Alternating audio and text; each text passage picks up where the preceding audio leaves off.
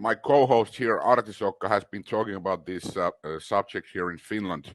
One of the most loudest persons of debunking the globe Earth belief, and he should be able to have good questions for Dave. But Dave has made this his kind of only thing to discover about. And if you name yourself Flat Earth Dave, you must be all in on it. So he should have a lot of info that me nor Artisokka doesn't have on this subject. So if you have any questions, you should put them on the chat, and we can even ask them live. We have 1 hour booked for this interview altogether, so it will start at it's 7 my time, 7 a.m. my time, and 4 p.m. Finnish time, wherever you're watching this. Okay, Artisokka, go ahead. Many disbelievers for the shape of the Earth, who believe it's a ball because they say it's a ball, are Christians. But I hear that, I understand, I don't read the Bible, but I've seen verses from it. It says that it's certainly not a ball. They're talking about the circle, Earth circle. Right. You've investigated that much more than I have. But even why is it so difficult, in your opinion, for many of the religious people to understand they've been hoaxed with the shape of the Earth, and even the belief is such a young belief still, maybe just being in action maybe 100 years, and after the fake moon landings, it became a well-known fact that Earth is a ball, which is not. Yeah, it was like early 20th century when the flat Earth was taught in public schools. It was just after World War II when it became mainstream, and of course, when it comes to church and corruption of church, it's easiest way to destroy them from inside out, from inside job, the destruction of the church and the teachings. When if you translation problems about the shape of the earth, like you have to say to people that when they say the Bible says that Earth is a ball, the world is a ball, and then you say to check the translation errors, and then they are, whoa, you can translate the same word as a ball or as a circle, but like in Finnish Bibles, the new translations, it's a ball. So they have to do research for that specific word, and a lot of Bible believers don't do that. Well, even Bible is a flat Earth book. I would think, yeah, I would think that the Christians would be more prone to the flat, because when they understand that the globe belief erases God and creation from the equation. So somebody created the Earth, and in the modern version that the world is a ball, it started from the Big Bang, which is, of course, again, a theory they are pushing, and it's not that old theory. Do you know how old is the theory? Yeah, it was I don't remember the year, but it was the Jesuit priest Lemaitre who invented this Big Bang theory. It was a Catholic priest who invented the stuff, and it's a parody from Talmudic creation story. So Yahweh and Big Bang are synonyms. So people who believe in Big Bang, they believe in Yahweh, because it's the same word, and it actually means eruption of volcano. It's original word, or energy burst. So Big Bang is energy burst. It's Yahweh. I'm gonna see what's happening and chat with Dave here in the background and see when he's ready to come on in. And okay, he's ready to come in. I can see he's pointing his big thumb up. Okay, let's welcome Mr. David Weiss, Flat Earth Dave. Welcome to the stage. Hey, thanks for having me. And My thumb is a regular sized thumb. It's not a big thumb. And I love speaking Swedish. I just don't know how. Well, we don't speak Swedish. Swedish. Swedish. Well, I'm Dave, sorry, Swedish. Because you said Dave doesn't like talking. That doesn't like talking. You Swedish. Mexicans make that mistake all the time. Yes. So let me open with the question for you, Dave. There, is there any chance? This is a good question to start with, and then you can explain it later with the whole show. Is there any chance you would be called one day Globe Earth Dave, so that you wouldn't believe in that? Is there any chance? Well, here's the thing. I don't like to saying no, but with all the evidence I've seen, I can't. All the evidence I've seen shows me there is zero chance that the Earth is a globe. However, maybe there's something I haven't seen. Maybe there's a whole new way to explain this. I'm open for that. Flat earthers, level earthers, true earthers, whatever you want to call us. They say you guys are so stuck in your ways, you're never going to change your ways. No. We were globers. We all have the same story. We all laughed at flat earth when we heard it. We all refused to look at any information. And then finally, something inside of us made us look, made us actually use the scientific method, and not just the word science. We actually use science. And when you look at it, we can see too far. You can't have high pressure next to low pressure. Water lies flat. I mean, every single thing shows us we're on a flat stationary Earth. Every single thing scientifically, every one of our senses. But globers say, "Oh, your senses aren't good enough to tell that you're spinning and whirling and twirling, and that everything just seems to be flat." And then all the way through, if you want to go all the way to the Bible or the Quran or whatever, everything points to flat Earth except the government and NASA. Everything. Yeah. Yes. Yeah. Exactly like that.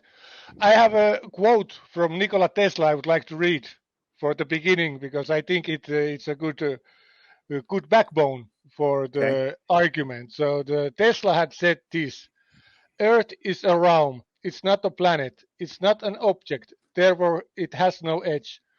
Earth would be more easily defined as a system environment. Earth is also a machine. It is a Tesla coil.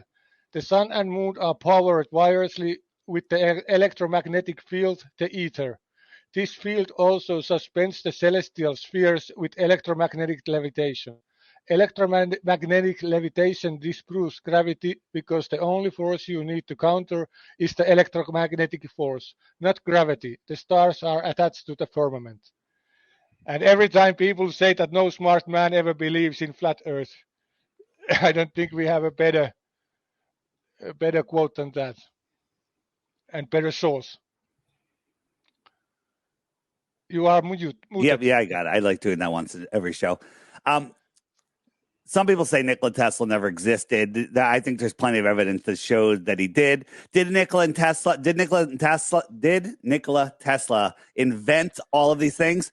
I don't know. He may have just reintroduced them. I believe that all the stuff that he talks about was available and active and everywhere in the old world, which wasn't that long ago. And he may either be from that time, connected to that time, had access to the information. But yeah, he was a smart guy, and he did point out a lot of things. So I'm on board with that comment.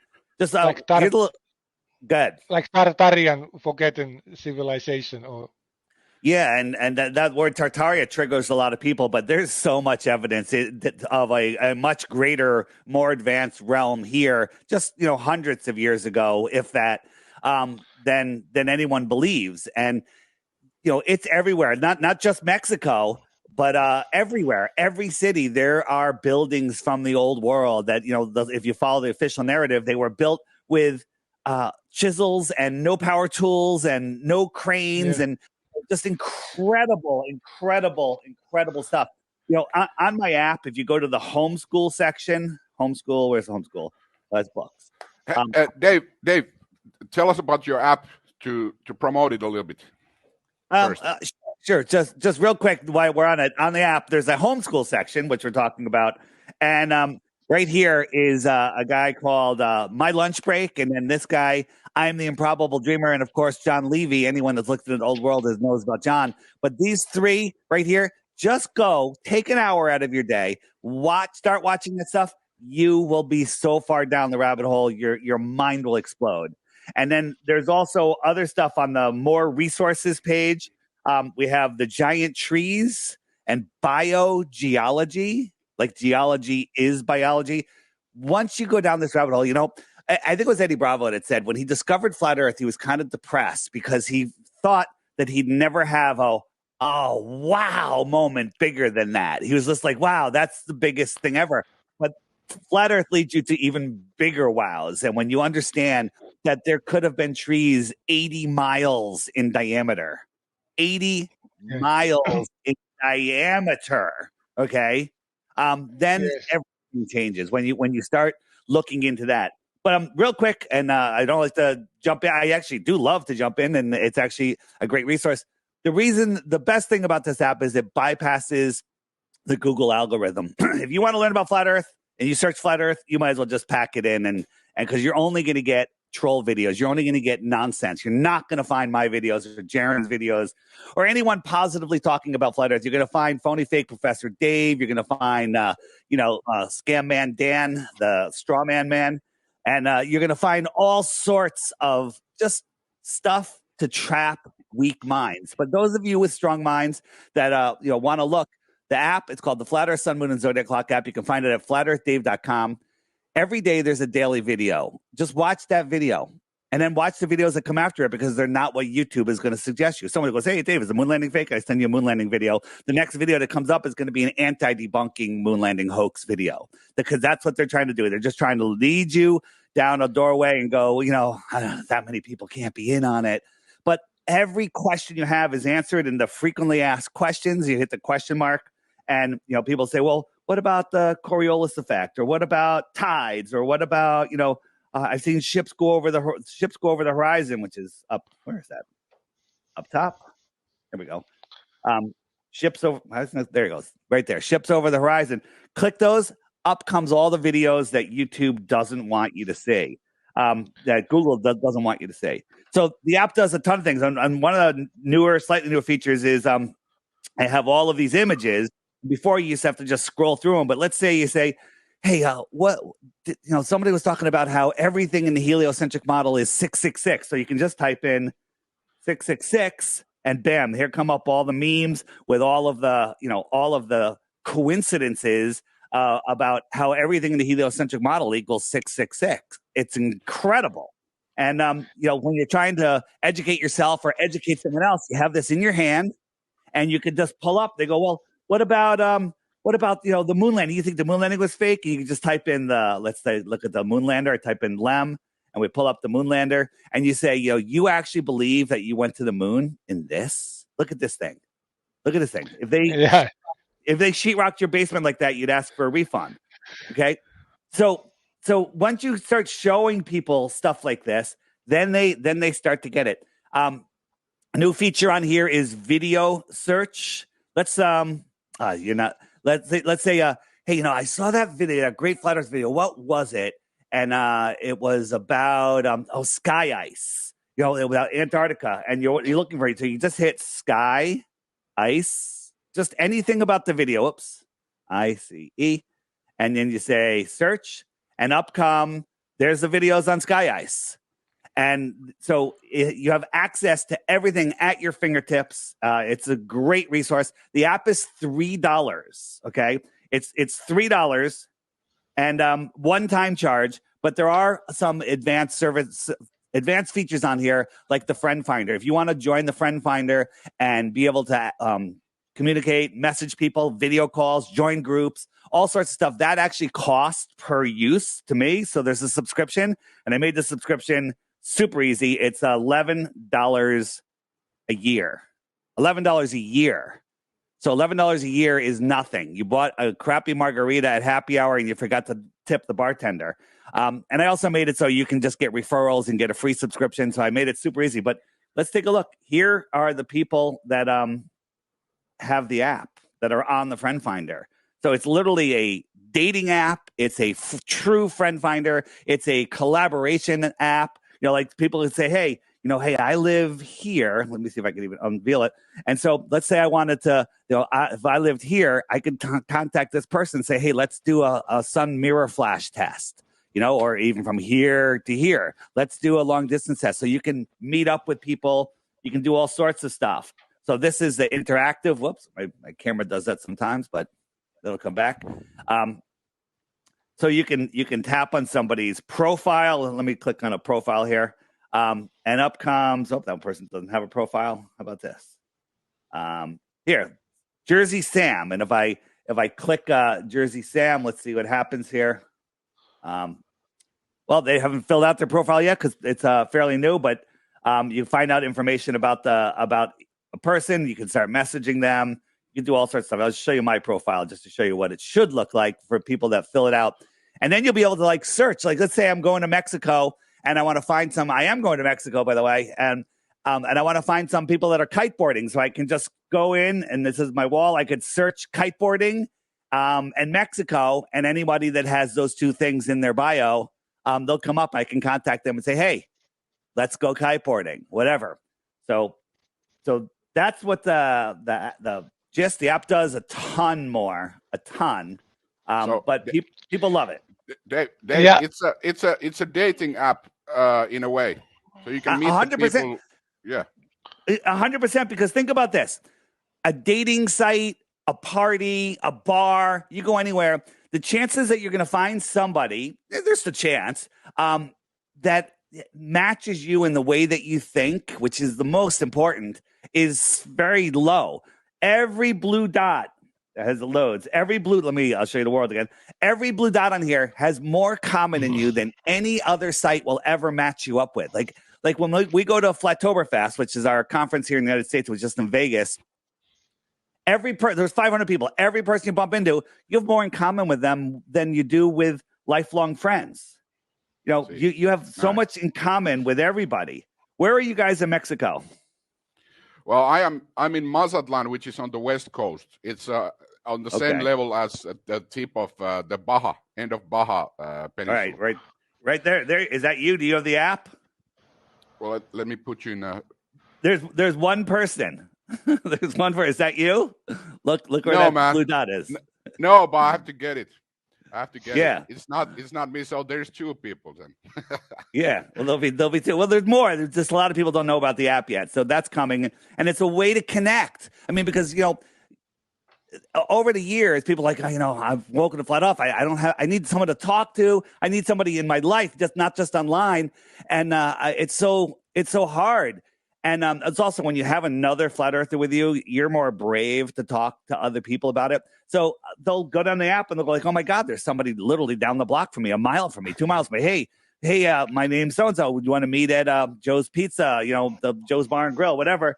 And then you meet and you end up being best friends, and then you help wake up other people. So we're at a tipping point right now that is going to change the world. It literally is changing the world, and it's coming out. Go ahead. Let me interrupt you. So, yes, I agree on that we are on a tipping point. This is one of the big revelations that is coming out big, and we are contributing to that, and we quote the implications of why it's so important. But first, about your history. I heard one of your streams where you were a guest at, and you were talking about you woke up like to this matter big time 2014, if I got it correctly, and before that you were investigating the 2001 September happenings and all that, and you were how did this happen, the wake up for you to this subject? Well, all right, I'll explain it. I was always into, you know, questioning things my whole life, and I started a podcast called Deep Inside the Rabbit Hole. That's the initials for my YouTube channel here, DITRH, which is all flat Earth short videos, by the way. And I was looking into, you know, 9/11 and all the other deceptions, and there are deceptions. And I was waking up lot of people. The podcast was going viral, getting lot of views, a lot of people talking about it, and it was spreading.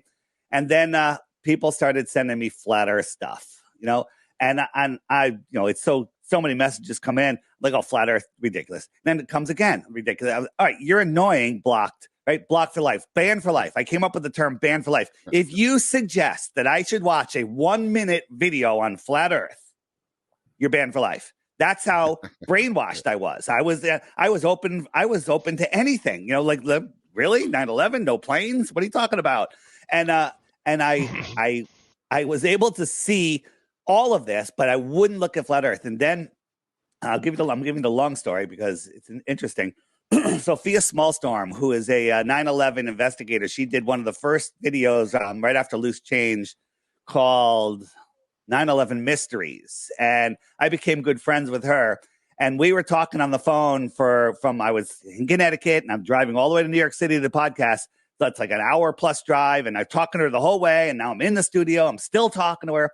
And I'm setting up for the podcast. And while I'm talking to her, because she's a talker, I'm online banning people for suggesting I look into flat Earth. I'm like, ban. And I'm just knocking people off. I'm like, where are all these people coming from? While she's talking to me. And then I go to her, I said, Sophia, there's so much deception in this world because we're talking about some new bombing that just happened that was fake.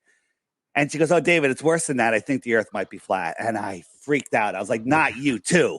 Not you too. And she goes, oh, here, watch this. And she sent me Mark Sargent's Clues and some other videos. And I was like, okay, let me watch these videos. And I'm just going to disprove flat Earth. I'm going to watch these videos, not to see if there's any truth to them. I'm watching them so I can, with my mind, show you how stupid they are. And for the next 2 weeks, I kept looking. And the more I looked, the more evidence just piled up on the globe side. There's 3 baskets. Only works on a globe, only works on flat Earth, or works on both. A lot of stuff went into both. A ton of stuff went only flat Earth. And nothing went into the only works on a globe bag. And after 2 weeks, I'm like, holy crap, Earth is flat.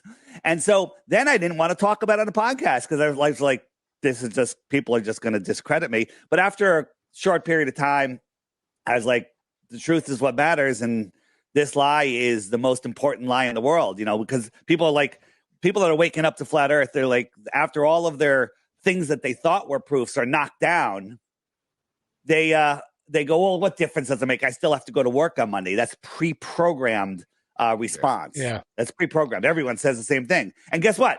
I think today's Monday, not even sure. I'm in my studio in my home. I don't have to go to work. I mean, this is work for me. This is great. I work harder now than I've ever worked in my life, but I love what I do because if I had a regular job, I would do this for fun afterwards. Okay. Yeah. So I do this all the time. And that's how the world has delivered to me. Like I couldn't have imagined that I'd be preaching flat Earth. I hate talking on a microphone. I hate being on video. I hated talking about the creator, God, because I was an evolutionist, heliocentrist.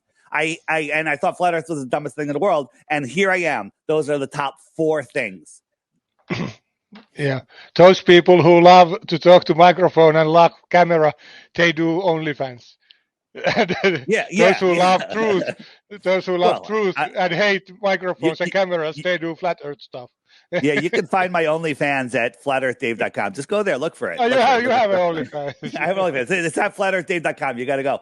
But here's a little thing I just stole from Austin Witz. I don't know if you know who he is. He's on one of the Globebusters, one of the smartest guys in flat Earth. He came up with this little point list here. I just want to read it. It says the government of the world are clearly hiding the true nature of our Earth. Philosophy is not science because they're using philosophy to back themselves up. Sun worshipping is not science. Blind guessing due to simple math is not science because they'll say, oh, the math says this, and therefore, the Earth must be a globe because the shadow's longer, right? That's just blind guessing. That's a fallacy. Ignoring evidence is not science because that's what they do. We'll show them. We can see these mountains 700 miles away. The tops of those mountains should be 40 miles below the curve. How do you explain that? They ignore it. They won't address it. So that's not science, right? consensus is not science. Well, everyone in the world thinks the Earth is a globe. I don't care if I'm the only one that knows it's flat. I don't care what you think. Your ignorance does not negate my research. And CGI is not science because that's what they give us, lots of CGI. And presupposition is not science because they always presuppose the globe. And then because they presuppose the globe, everything else they say is based on that presupposition.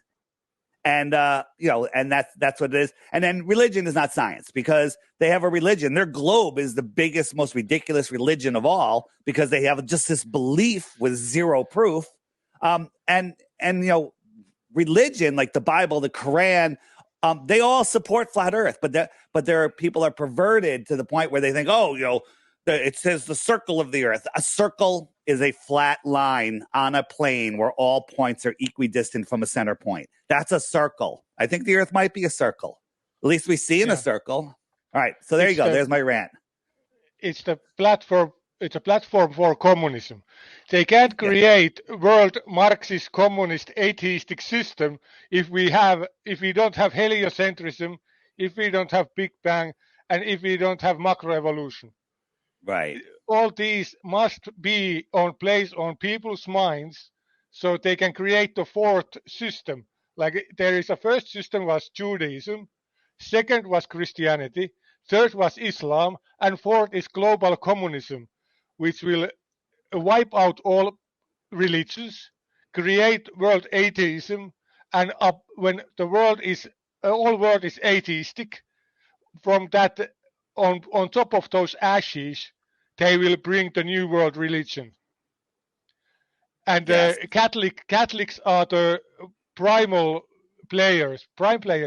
All big telescopes are owned by Jesuits. All owned by the Vatican. Yeah, the Vatican. Yeah, and the biggest telescope is called Lucifer.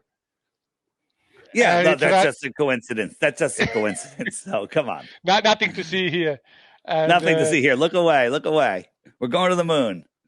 And when we see the travel, how this heliocentrism began, they are all Catholic priests or Jesuits or Masons. So it's all mystery school, alchemy, and stuff. And nothing is based on observation, but just authority and like a power to control the mind of the youth.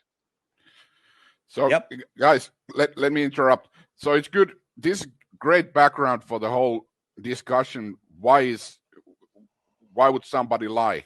Because they lie about everything, and it's all controlled by the same people, these same secret societies, and all this. So let's go into the questions we had for you, like a few ones. It's a free flowing podcast. Is your audience mostly Finnish? Yeah. However, because my content is mostly Finnish, and it's my mother tongue. It's easier, but the reach is of course smaller. But we do this in English, and we should get more. But hold on a second. I just want to I want to point out my YouTube channel DITRH. I have all short videos on there. Most of them don't have dialogue. They have just some words. If there's anybody that is flat Earth that speaks Finnish that wants to do translations on YouTube, please do it. Translate them. Send them to me, and I'll add them to the Finnish section. I think I have a Finnish section on the app where we have a playlist. If you hit the flag button, I think we have Finnish in here. Suomalainen. There was Finnish. You already ran over. Oh, there it is. There it is. Yes. Yeah. So I'll add those videos to that playlist. So anybody that wants to do that with my videos, you can even upload them to your channel. You can monetize them. I don't care what you do. Just get the information out there. Let's wake up everybody in all of the countries. So please, take my content. I ask that you link them back to my website or to the app or somewhere so they know where to find more information. But feel free to copy, monetize, translate, send them to me. I'll add them to the playlist. Go for it. Yeah. So about the North Pole and the South Pole, I would put it with these marks. can you have your can we have your explanation to both of these and why they are relevant? We could talk about the Tropic of Cancer and Tropic of Capricorn. I'm currently exactly on Tropic of Cancer, by the way, and it was hot here. Why was it hot here during the summer? Very hot. It's the hottest place I've been to. And why is the Cancer Capricorn what are they called? Why is it important in this discussion? But if you can go free flowing with these questions, go ahead. Yeah, I was looking for. I have got a good video. So for those of you that are unaware, the inner yellow line right here is the Tropic of Cancer, and the outer yellow line is the Tropic of Capricorn. So the sun migrates in to June 21st, Tropic of Cancer, and out December 21st, Tropic of Capricorn. Now, take your mind off the globe for a second. Let's just think observable science. So let's say that you came to visit me here in February and it's freezing cold. It's horrible here. I'm in Connecticut. Everything freezes. And we're sitting 20 feet apart. And it's just freezing cold. And somebody comes over with a heat lamp 10 feet above my head and holds it directly above my head. And now that heat is radiating down on me. And I feel the heat. And I say that light is right up there. And then you're sitting over there and you look and you go, oh, well, I don't see the light above me. I see it over there. So it's lower in the sky. It's lower because you're looking over there. And you're cold because you're like, I don't feel that heat. So if that person walks over to you, keeping it at the same height, you're going to watch it get higher and higher and higher and higher because it's getting closer and perspective makes it higher. So now you're warm. That makes sense. Go out and do it. Get a light. Get a thing. And they tell us that seasons happen because of the tilt of the earth. Well, the sun is 186,000 miles wide. So if it's sending all of that heat, 186,000 mile band of heat, what difference does that little tilt make? If you had a light, you had a hot heat source, and you're holding it at arm's length away over your head, in front of you, straight down, you're going to feel the same heat the whole way. Well, that's what we should experience with the globe, the tilting or the spinning of the globe. But that doesn't happen. Have you guys ever experienced a total eclipse of the sun, a solar eclipse? Have you ever been in a solar eclipse? No, but there was a few years ago a close one. It wasn't full one. Right. But it was like a half. When it happens, during the temperature drops like 15 degrees immediately. Now, in the heliocentric model, you have to believe that you have a sun and then the moon just got in front of the sun and blocked it. And then the heat dropped 15 degrees instantly. Well, if that's the case, every day at sunset during the summer or winter, but during the summer, when the sun dips below the horizon, it's now behind a physical mass. It should get freezing. It doesn't. Temperature barely changes. Sunsets, it's just the temperature slowly dips, if at all, over the night. But during an eclipse, it's instantaneous. What's going on there? So back to this. So right now, the date is November 22nd. Let me make this a little bigger. What's your take on what blocks the sun when the eclipse happens? Because for my research, best theory is about Rahu. That Rahu eats the sun, and that one Russian guy told that he had found one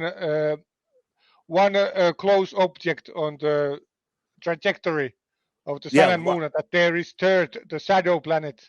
We'll hit it. We'll hit eclipses in a second. I'll go over that. Let me just finish the seasons, and just so people understand. So this is right now. It's November. Right there, it says November above me. And I'll jump to December, and you'll see the sun goes out a little farther. So anyone that's underneath the Tropic of Capricorn will have their summer in December. So Australia is having their summer because the sun is directly over them. The sky is a perfect clock. Wherever the sun is, it's noon. So if I waited until the sun just touches the eastern side of Australia and I called my friend there, I'd say, where's the sun? He goes, it's right over my head and it's noon. And so the sun goes through all 24 time zones as it circles around. And then 6 months later, 1, 2, 3, 4, 5, 6, the sun moves into the Tropic of Capricorn. Australia has their winter, and I'm in Connecticut right up here in the eastern United States, and the sun is closer to me. So it's warmer. It's never directly over my head because it doesn't get that far north. That's as far north as it goes. So we have warm summers and very cold winters because the sun goes far away, it goes all the way out here, right? But that's pretty close to me, and it gets warm. It goes right over Mexico. It's super hot in Mexico right now. I bet you guys are right under the Tropic of Capricorn, so it's getting even warmer for you. Everything in between those two tropics is called the tropics because that's where it's warm, because the sun will pass over you twice a year. So it warms you up. It goes a little farther away as you cool off. Then it comes back. It warms you up again. And so it's keeping you very warm all the time because it's never getting that far away. The earth holds that thermal energy. And that's why it's warm in the tropics. Out here, outside of the Tropic of Capricorn, anywhere out here, it gets colder. And then in here, it gets colder because you're far away from the sun. But look at this. If I was inside the Tropic of Capricorn, Cancer, where I am, the sun is arcing around me. It's going around me. It's arcing around me. And it's a clock. So it's ticking. The Arctic. The Arctic. Okay? If I'm out here outside of the Tropic of Capricorn, it's not arcing around me. It's coming towards me. Then it goes away. It comes towards me. It's going away. The Antarc. It's Antarcing. The Antarctic. Weird? Coincidence? I don't know. Interesting name. Interesting observations. Yeah, the moon. Moon is weird. Like here in Finland, the north, they have a long night. The sun don't go over the horizon. Yeah. But the moon is still up. Yes. Moon goes over the horizon, so moon's trajectory must be deeper in the north. Like here where I live in Oulu, you can see the moon is way up sky when the sun is like just a little bit, like it makes like this small bounce. So now day length is like 5 hours or something. We believe that the moon travels in between the tropics just like the sun does, but it does it every month. 2 weeks in, 2 weeks out. 2 weeks in instead of 6 months in, 6 months out. And we believe that it goes farther north and also farther south than the sun does. I don't know how far, but it definitely goes farther. At least that's what we're observing. And so when the sun moves all the way out to December, let's go back out to December. So June, July. So in December, and again, this is you guys have longer nights because the night kind of wraps around here. Now this is very non-exact, non-precise because there's a lot of gray area. But the farther north you are, when the sun is way out there, you have these longer nights. Well, you'll be able to see the moon longer. And now, are you far enough north where you can see the 24-hour moon every month? No. I'm not that far, but you have to go like 300 kilometers north, and then I think it's visible there. Yeah, you'll get the 24-hour sun in June, and you'll also get the 24-hour moon every month. Or it depends on how the cycle of the moon. Sometimes it might not go as far in or far out. I'm not sure, but when it does, you'll get the 24-hour moon. A lot of people make. Go ahead. I think at the winter solstice there is like one flat earther just showed me that that stuff that in Lapland at the winter solstice they have a 24-hour moon visible and no sun, so the trajectory and moon is very difficult It doesn't Well, make you have sense. to, you have to be in the winter solstice, so that would be around December 21st, and then you also have to have the moon on its inner cycle at that time. So we just have those two things sync up, and then you'll have the 24-hour moon. So, all right. And then the other question was eclipses. Eclipses. You're asking about what causes eclipses. Have you guys seen my rear projection eclipse hypothesis? No. Okay. So when we see a projection, when we see an eclipse, people go, "Oh, there's the moon." That's not the moon. No. It's something blocking the sun, but you just see the sky, right? You don't see the moon. You imagine seeing a moon. You're just seeing missing sun. I call it missing sun, right? This is missing sun. Well, it's not even that. That one was just with a filter. You don't see, like, I could imagine that there's a moon there. Maybe there is a dark body there. Maybe it's the moon. Maybe it's Rahu. Maybe it's a node point. I don't know, but you're not seeing it. That's the important part. So pay attention. You're not seeing it. It's just missing. You're just seeing sky. Whatever, it's just something's missing. So I believe, and then again, I'm not making any claims, but I came up with a little model that kind of matches reality where I think that the sun and the moon that we see are being projected from above or within the firmament, however you want to word it, and we're seeing them in our azimuthal grid of vision. So let me show you what that is. So here we have this is an eclipse. It was a little hazy out. They were spraying our skies, so it was actually quite easy to film it without glare. And this is an eclipse of the sun. This was a couple years ago. And this is a paper towel, and I'm rear projecting a round circle, and I'm eclipsing it with a circular object. And I'll show you how that works. So they look the same because no one's ever seen the sun approach, eclipse, or exit the face of the sun. They just see the eclipse happen, and they assume it's the moon.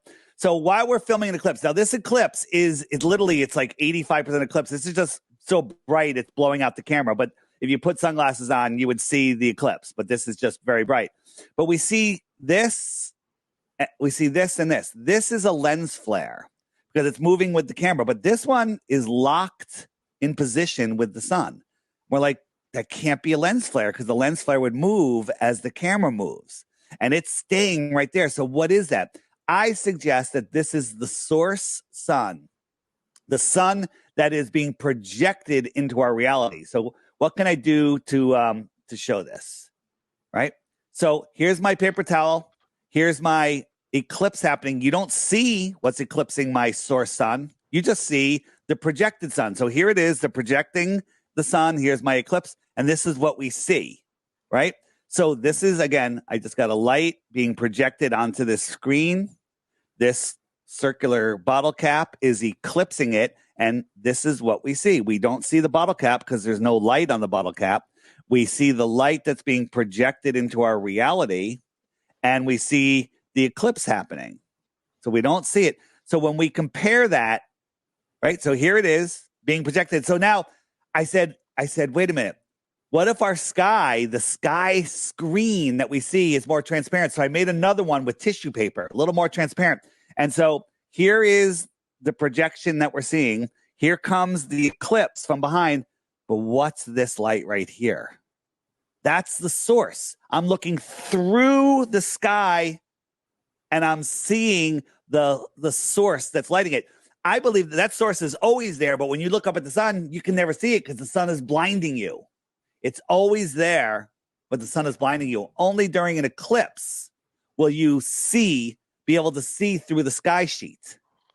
And at nighttime, you can see through the sky sheet because it's not being, with all that light. And you compare the two.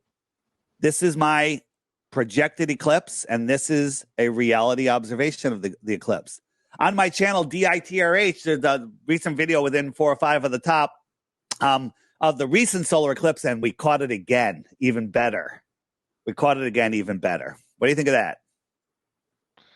Very fascinating thing about what is the behind, and does like a firmament act as a paper sheet? So the light source is like a behind the firmament.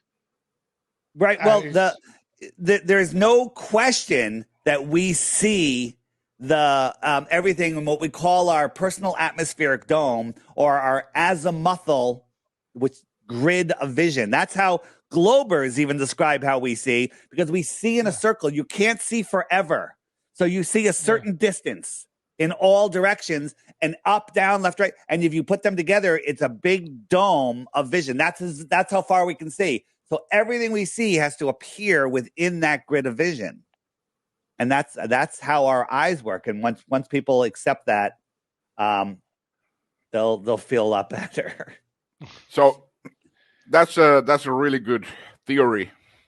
It is a theory. It's a theory with some interesting evidence. I'm not saying it's a fact. I'd like to see a better explanation. And we're getting back on the. I'm sorry for jumping in, but the Rahu Ketu thing on the app, on the frequently asked questions page, hit the eclipses. There's a whole bunch of videos, including some more on what I just showed you. But there's the one on Rahu and Ketu where this one guy was filming the eclipse and he saw these moving objects. He saw these Rahu and Ketu. One of them was fast, one of them was slow. And to me, that is quite fascinating. Quite fascinating. So what is the south, if you know what I mean? So what is the south? We know where the north is, where the compasses always point at, no matter where you are.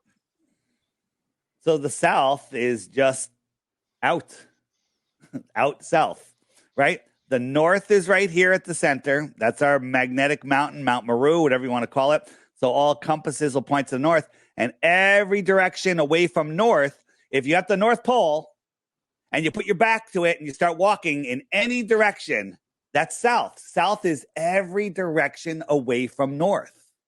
So when you get out south, compasses stop working. If we lived on a ball with a molten, well, you can't have a molten magnet, but that's what they tell us, right? But with a magnetic core, you have a North Pole and a South Pole. Get a compass, get a magnet. The magnet has a north side and a south side, and hold the north side to the magnet. It'll point right to it. Turn it around, and it'll point to the south side of the magnet. How come compasses don't work in the south? If the Earth had a North Pole and a South Pole, compasses wouldn't work on the equator because they'd be like, I don't know which way to go. I don't know. It wouldn't know which way to go. If we lived on a spinning ball, there would be balance. It would be mirrored each side. The same things that happen in the north would happen in the south. Yeah, and vice the compass needle should point directly to the ground. It should point to the ground, shortest way. Yeah, but they say, well, the magnetic lines go over. They can make up all stuff. Anything you can't see, you can say anything else about it. Okay, there's ghosts all around me right now. They're there, I promise, but I can't prove it. Okay, so you can believe it or not. I'm just making that up, and it may be true. Maybe I don't even know it, but there's no way to prove it. So that's what globers use. They use stuff that you can't prove. Like, oh, that star is 900 trillion miles away, and you think you can see it. Well, light, focuses and travels and doesn't spread out in space. It just goes and it stays bright in every direction, which is ridiculous. Like if you had a balloon and you blew it up this big, there's rubber all the way around it. If I blew it up this big, that rubber is getting pretty thin. If I blew it up to 10 miles wide, could you even see the rubber? Well, that's the light. Light expands and gets weaker exponentially as it expands. But they want us to believe that we can see lights, super far away. No astronomer ever in all of history has seen a star to be anything other than a pixel of light. That's it. They don't know what size it is. They don't know anything. Well, this is one of the regularly heard arguments that why are all the objects in the sky ball-shaped and not the Earth? So Earth is flat, but so this is. Can you explain this a little bit, because it's quite annoying to explain it to people that how do you know? We haven't seen them, but we believe we've seen them, but we haven't seen any stars except the twinkling like light So- there that seems to be underwater or something. So this is a day where this this alleyway, this just in between, this road, you can the moon or the sun lines up with it, and you can see it like setting. So this is either a setting moon or a setting sun, or a rising moon or rising sun. Can you tell me whether it's the moon or the sun? Good point. I'm asking you. Take a guess. It might I be a can't. train. Hey, don't watch my videos. Don't watch my videos. All right. He blew it. Yeah, no, it's okay. But it looks like a sphere, but everything looks like a sphere. Yeah, it's a train. I didn't know that. It is a train, but watch this. Look, it's not even a sphere. It's got rectangular lights. It's got red lights. It's got blue lights. It's got and everything goes to a sphere in the distance. Yeah. Everything looks like a sphere. Unless you can touch it and measure it, you can't tell what shape it is. Like this. What is that chair? How big is that chair? Is it regular size? Is it even a chair? It's just a shadow. So you don't know what shape something is. It's a painting on the ground. Yeah. But it looked like a 3-dimensional chair. All right? Yeah. So how about this?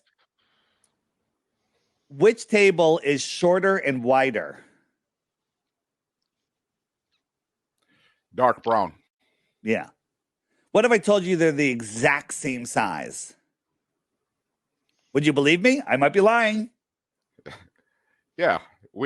I wouldn't believe you. No. You wouldn't believe me. So what if I showed you? Now, that's what size this one is, and that's what size that one is. Even though I showed you, you still can't tell the difference. You still don't understand what's going on. Your mind's trying to figure it out, but it can't figure it out.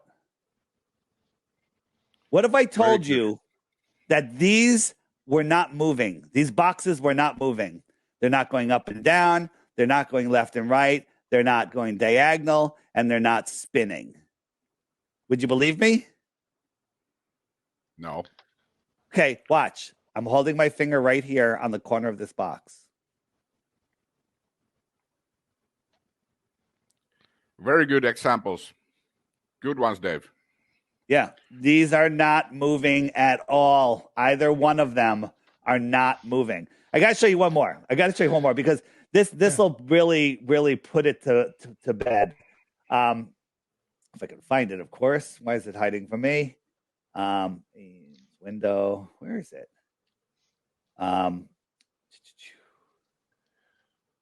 Where is it? I got one more. Hold on. So those are my boxes. And where'd it go? And maybe I won't be able to show it to you. Wow. All right. Well, I think I made my point. And where did that go? It's really bumming me out. This one actually blows people's minds. And I can't change shadow. It is. Huh. Well, All it's right, like well, this. Okay. It's Good. Good. sometimes you want something so bad you can't have it exactly then, even though that's the it's like that. I have But a question about shooting stars. What Yeah. are their? I think they are some kind of like a ball lightnings, some kind of plasma balls that are generated in a ether, and they just go. But what's your take?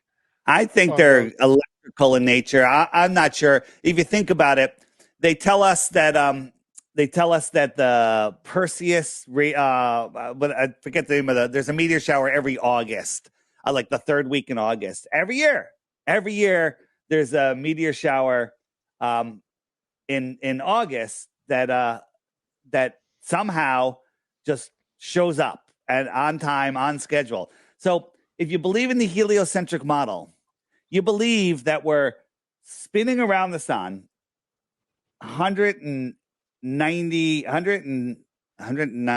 186,000 miles, 186 million miles from side to side. We're chasing the sun 4.4 billion miles a year, but somehow on August 7th, the sun will go through a former path that a comet had, or an asteroid, a comet that had left dust. And so we're going through that path. Okay.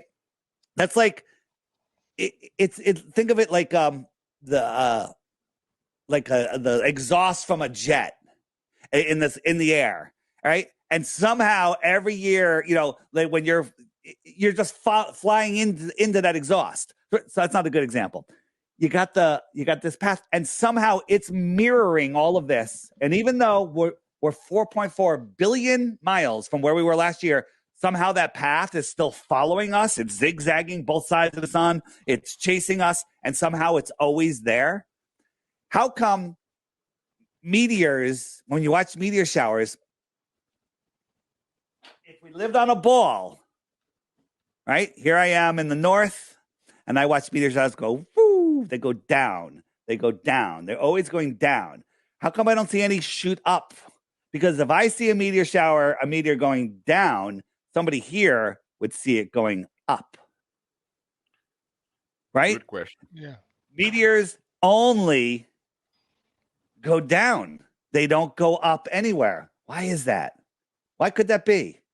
Right? On the app, if you hit the frequently asked questions, scroll down to the bottom row, meteors and asteroids, tons of stuff. If you go in the images and search asteroids, excuse me, here's some images.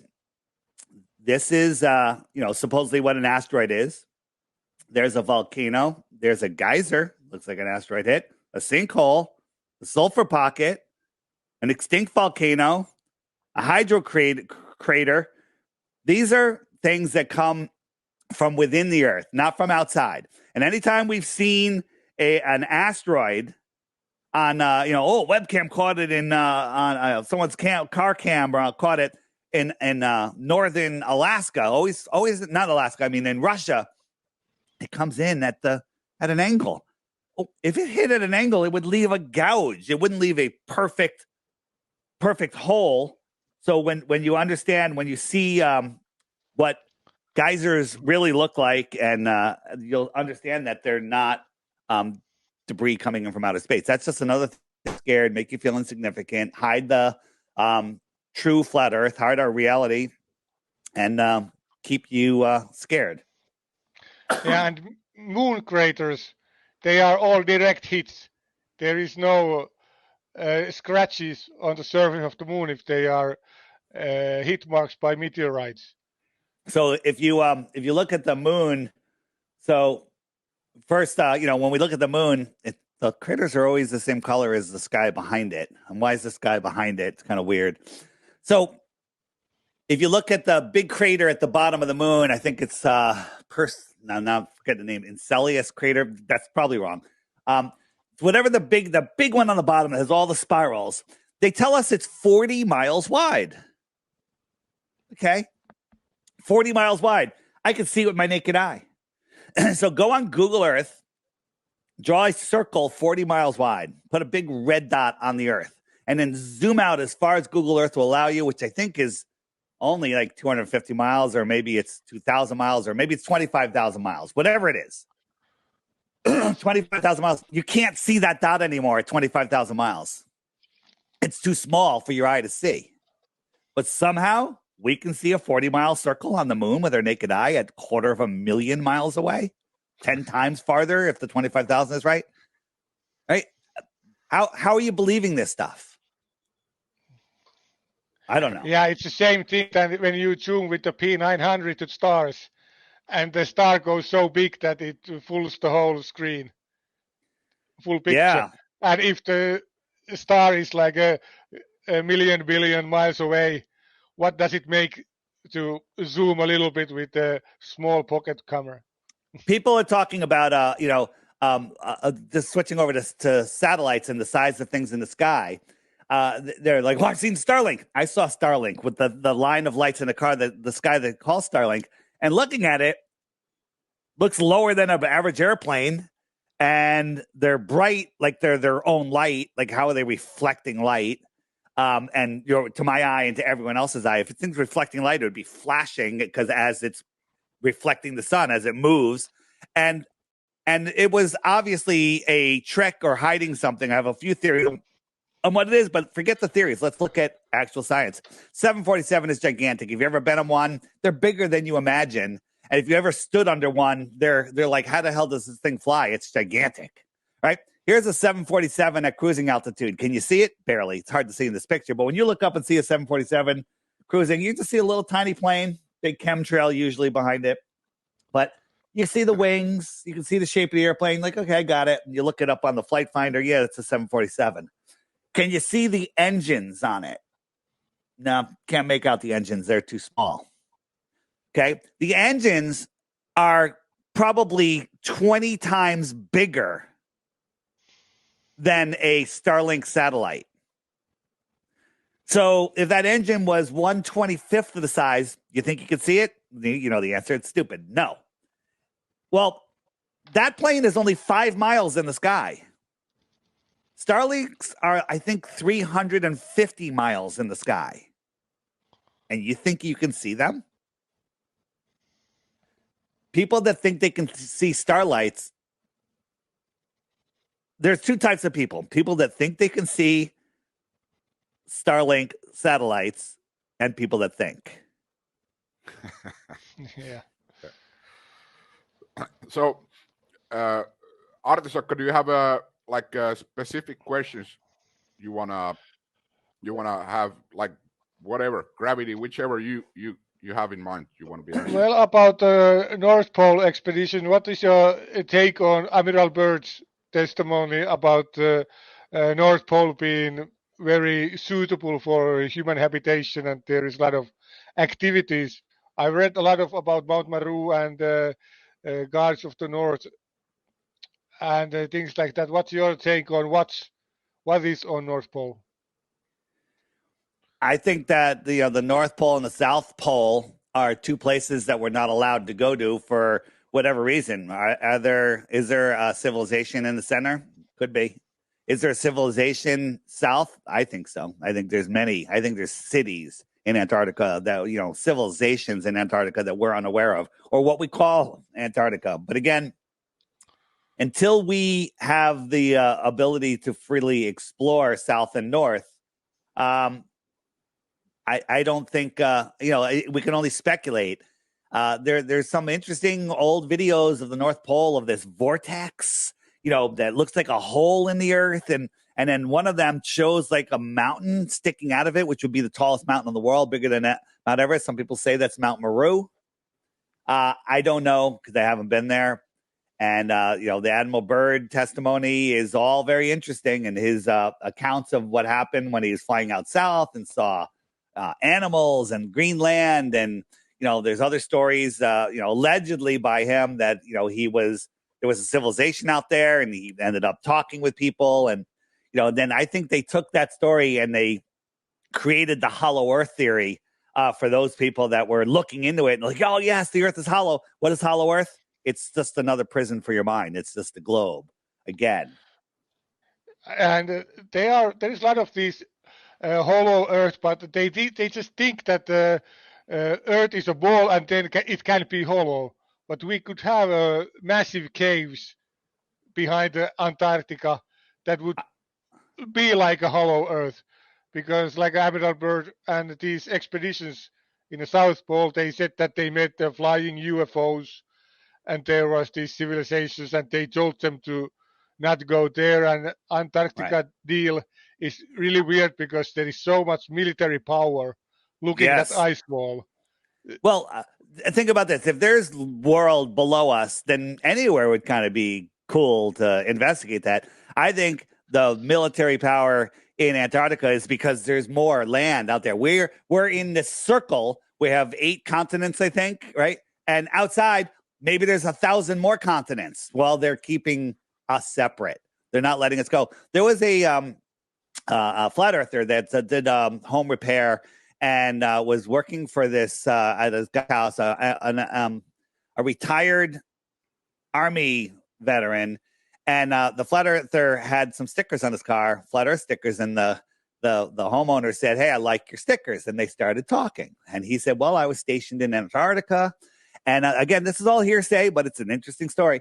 I was stationed in Antarctica, and they started asking questions, and the guy got very nervous. He's like, "Well, I really can't say more." He goes, "I can tell you this, that there's cities of people in Antarctica that are not allowed to communicate with people of the inner world." And then they pressed the person pressed them for a little more information, and the guy said, "I have a non-disclosure until I'm 100 years old. I can't talk about it till he's 100." Okay. Yeah. So I think that one of the places where they take the kidnapped children, because children are missing so much. So well, I think they are going to very deep south. Well, you don't know. I mean, we don't know if they're being traded. You know, the number of children that go missing every year are the number. Like I don't even know if it's a real number, but if it's a real number, it could explain the orphan trains that we have here. Maybe they're taking kids and sending them to the outer lands and wiping out their memories of who their parents were. Again, when you start looking into that, as I showed you earlier at the beginning of the show, in the homeschool section, top right corner, I'm the Improbable Dreamer. Watch his stuff on the orphan trains and the Cabbage Patch Kids, and your mind will just start melting. You'll be like, this is bigger than flat Earth. It's crazy. Yeah. But one thing about the North and the South is you're not allowed to go there physically, and you're not allowed to go there virtually, right? So I think this is the right video here. Actually, this might not be the right video. Let me see. Oh, I'm trying to draw a line around the equator here, and it won't let me, because when I do it, it doubles back. It doubles back. And the same thing when you go around the north, it won't let you circle. It won't let you measure. Oh, here it is. It won't let you measure. It'll let you measure anyway. I could draw a line around South America, and right over here, it's going to give me the square miles. Yeah. Beautiful. Works great. And then when you go to Antarctica, you draw a line around it. It does this crazy little thing. Yeah. Right? Like, well, what is that? Why is it doing that? That's because Antarctica is the outer world all wrapped down, pushed together. No one is allowed to go here. And when you go to satellite images of Antarctica, they are all paintings. There's no actual, you can see stuff along the shoreline. You can see stuff along the shoreline. But they did the same thing with the South Pole that Michelangelo did with the painting in a Sistine Chapel. It's a brain. It's imagine. Like they put God in the mind of the man in the chapel. That is the same people, the Catholics. They make the jokes. So, Dave, what's your schedule? It's about an hour now. So we can go a little longer if you want. I got a few more things that I'd like to show you, and you can ask me some more questions. So here's something. Get rid of that. What is going on here? Oops. What is going on here? What is that? I got 1, 2, 3. Why is that playing? Little technical difficulties, but there it is. All right, so old books. People say, well, they've known the Earth is a globe for 2,000 years. Nonsense. They were teaching flat Earth all the way into the mid-1900s here in America and other places. So here's an old encyclopedia that somebody sent me. They found, and they pulled up the Antarctica section of copyright 1954, 1955. Not that long ago. And we have in here, it says they're talking about an Antarctic expedition, and the trip took 22 days. This was where they went across Antarctica, across the South Pole. Okay. 22 days, that seems pretty long, right? And Antarctica was only 13,000 miles around. Its diameter is less than that. So they went from here to what they call Little America over here, 2,000 miles. So 22 days, they're averaging less than 100 miles a day. What are they, walking? Okay. So let's take a look at this further. Here are all of the South Pole stations put on a flat Earth map because they're all at these locations. They're all on the shoreline. They're all close, right? So if they started from here, well, this would be the shorter way, but I think they sent them this way. It says they took 4 stops. So stop 1, stop 2, stop 3, stop 4, and the final destination. How would this person know? Because they're inland enough, that they're crossing Antarctica. I mean, they may not see anything, but this is where they went. And it says the expedition made extensive flights covering all of the Antarctic coastline. Why aren't they exploring the inner Antarctic? Because there is no inner Antarctic. There's only the coastline and the outer Antarctic. The outer Antarctic is out here, out there. What is your take on firmament? Is the edge of the firmament close to ice wall, or is it behind multiple ice walls? That's a great question, and the answer is I don't know. I think actually think that the sky is flat. My guess, and I'm guessing, is that our land, our world goes much farther beyond than what they're telling us, right? I say that if there is a dome, it goes way beyond what we call the shoreline of Antarctica. So there's way more world, if you want to just call it Antarctica, that they're hiding from us. You're talking about extraterra. That's extraterra. Yeah, they made that sound like it's from the outer space, but it just means extra land. Extra territory, right? Yeah. And you guys have seen my stuff on the ships to the outer land with Kiribati. Have you seen that? Yeah, the Kiribati I've seen. Yeah. Talk about Kiribati. It's good. So explain where it's at and everything. You know what you're doing. All right. So anybody can go on shiptracker.com or whatever it is, and you can see all the cargo ships of the world. And we found a cargo ship way inside the shoreline of Antarctica, 730 miles from the closest port. How does a ship get in that far? And according to Google Earth, if that was a melted channel, they says that the land there is 1.9 miles high. So you're in a melted channel with 2-mile high walls around you. That never seen anything like that. Like to see a photo of that. Then we found another one, 905 miles in.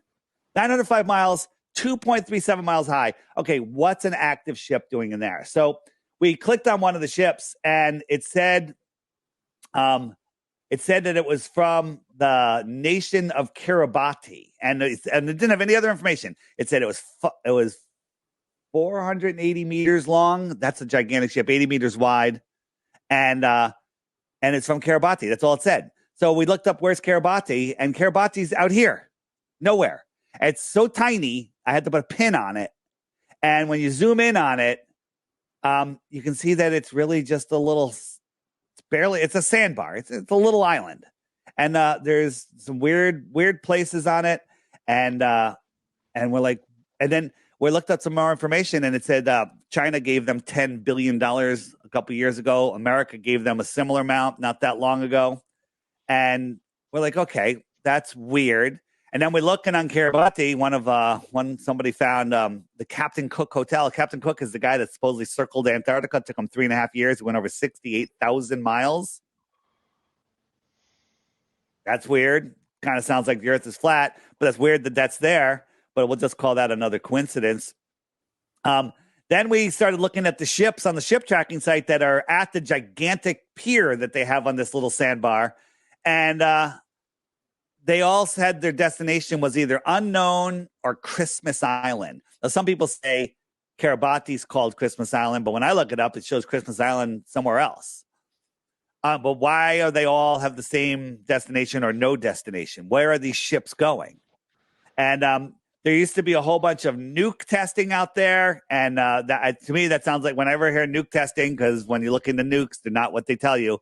That sounds like they're just trying to scare people away. Looking at time zones, if you have a globe, time zones are lines from the North Pole to the South Pole, 24 of them, separated like the sections of an orange. And those are the time zones. As the Earth spins, you have your time zones. But why is this time zone all crazy crooked? We zoom in on that. This is the date line. Why doesn't the date line just go, whoosh, should go straight down? Why does it, like, this is 3.5 time zones right here. Why is it like that? And why is Kiribati right there? Weird. Strike 3. So if you ask me, I say Kiribati is a very important trade route. If Kiribati's right here, what if they're trading things? Computer chips, tuna fish, weapons, technology, or children? Because here's the question. I call this section, how would you know? How would you know? Because you've never even heard of that until today, most of you listening. So how would you know there's not a trade route here and another one out here and another one out here? Now, if you wrapped all of this, if you took all of this outer area and wrapped it around a ball, that's Antarctica. All of this is what they tell you is Antarctica. So maybe the dome just goes out here if there's a dome. And maybe all of this biblically is called Earth. Why? There's nothing in the Bible that says it's not. And Bible maybe says it's 4 corners. And there's 4 corners in the Bible, right? This makes more sense than the globe. Everything makes more sense than the globe. This also, to me, makes more sense than just a single dome and where we're at. You know, if you look into the old trees and the old world and what this place used to be, we're living in the post-apocalyptic ruins of an incredible creation. Why would it just be this area? Why wouldn't it be more? Where our minds have been imprisoned so long that we're unable to think what this realm really was. Like, I watched these videos showing evidence, proof, physical proof, buildings, melted buildings, all sorts of stuff. And I have a hard time understanding how this world could have been so incredible, how they built these things. You know, when you start really looking into it. And then, you know, of course, anybody that just Googles flat Earth, they just get fed propaganda. Have you guys seen The Mechanical Realm yet? The movie? No. So it's you know about the Antikythera mechanism? I say no. So the Antikythera mechanism is this thing was found in off of Greece, off the island of Antikythera, at a shipwreck. And they're like, what is this? It's like 2,000 years old. And they started x-raying it and got an MRI machine and got it detailed of what it was. And it was this incredible geared computer system. And they actually rebuilt it from the schematics of the, you know, of zooming in, of x-raying it and MRIing it. And it's a computer that shows you where some of the planets are, the eclipses, the phases of the moon. It shows you everything, and it's more accurate than the finest watch on Earth.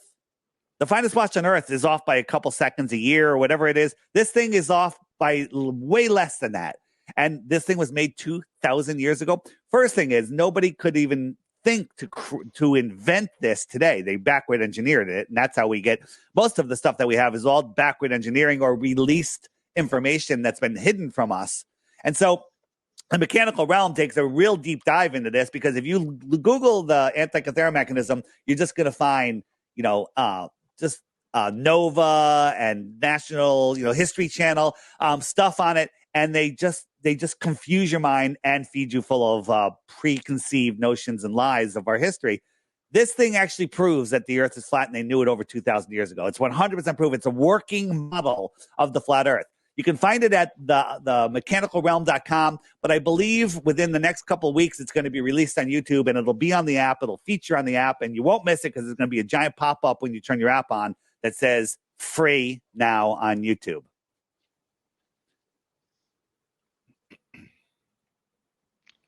Okay. How about we have a few questions from the audience to get them integrated into the show.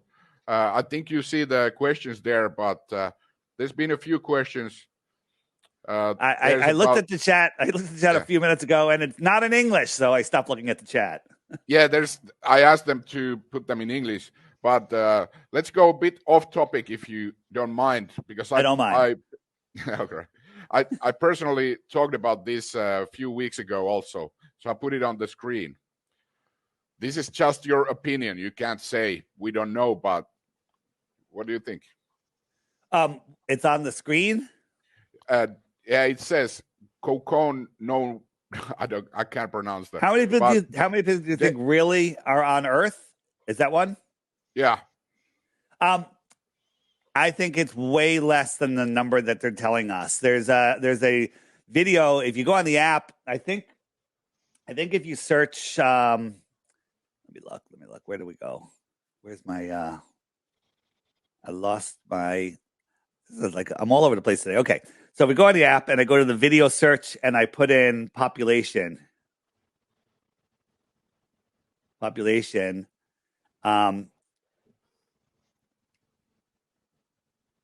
Well, actually, it will be there after the show. I haven't entered it yet, but there's a video that there's a lot of videos on the population. One of them done by Eric Dubé, and he basically points out that the populations that they're telling us are a complete lie. If you take all of the major cities in India, or all of the major top 20 or 40 cities in India or China, and add up their stated population, it's like 1/20th, or it's like a small fraction of the total population of the country. So you have to believe, in India, there's 80% more people spread out in rural towns. It doesn't make any sense. Same thing in China. And so there's a great reason for governments to lie about the population, because they can claim more. They can claim that there's more taxes and more control, and they need more programs.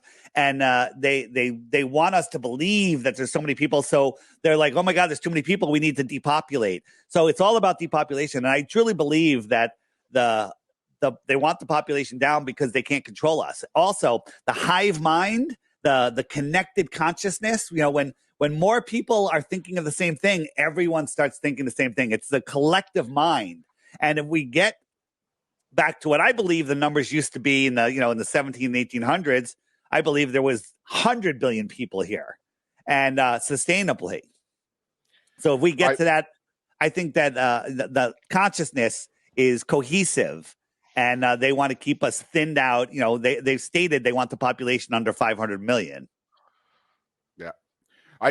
That Eric Dubé video, I played it on my channel here in Finnish like 2.5 weeks ago. And nice. Exactly, yeah, I thought about the population thing since as long as Flat Earth, so that would be about 4 years. Yeah, so it doesn't make sense. And no, and also, but I have to say that, like, in regards to the Flat Earth theme, is why is it important? Can you talk about the resources? Because if they are hiding resources from us, if there's so much gold, so much, like oil is the most second most abundant substance on the planet and on the planet plane, and they are hiding. But if they weren't hiding, they couldn't put a price on it if there was too much of everything. So the controllers, they're controlling us with everything. It's not just to take the God equation out, but they're hiding so many things. So, like, in big picture, why does it matter? Well, it matters so much on so many levels, and if you're worried about not being enough oil, I think oil's I know oil's abiotic, which means it reproduces itself. They just found like I forget the number. It's hundreds and hundreds and hundreds of billions of dollars worth of oil in Gaza. That's weird. So there's oil everywhere. The empty oil wells are full again. And the problem is we shouldn't be using oil. Oil is the lifeblood of this world, I think. And there's free energy. Tesla proved it. He built the Warden Tower right here in Long Island near me. And it was transmitting free energy to the world's fairs. And then JP Morgan, the big bankers came in and said, wait a minute, free energy? We can't have that. Because if people have free energy, then they'll be able to travel and they'll be able to, we won't be able to control them. So people say, what difference does it make? I have to go to work on Monday. If you didn't have to pay for heat, electricity, or fuel for your car, just those things alone, and those things were all free, would that change your life? Certainly would. Would that free up your time? Certainly would. What if you had all of that power and all of that technology and you could, have a car that is anti-electrostatic so it could fly and it could pull energy out of the air? How much more productive would you be? And what would be going on in this world? And so they're hiding that technology from us. They're hiding, they're all cures. I mean, look at all of Big Pharma. The Rockefellers took over the medical world here in America and most of the world, where they got rid of, homeopathy and all energy medicine. Energy medicine is incredible. And I have an energy healing machine that is absolutely phenomenal, but they don't want you to know about that because they can't patent it. They can't charge you for it. And the bigger problem with that stuff is it works. It cures you. They don't want you cured. They want you sick and dying and paying into the system and weak. And, and they want you giving up all of your God-given rights.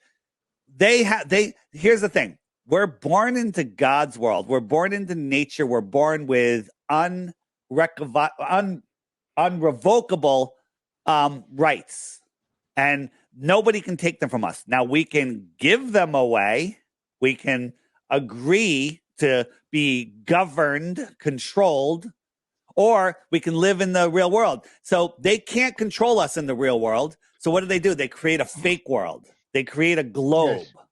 And then they have us birth certificate. Right, so we're born into this globe, and then they trade our name in here in America in the America Corporation, and basically, and then we agree to give them big sections of our earnings and our labor, and so we're all all of the slavery that we're in, we've agreed to it.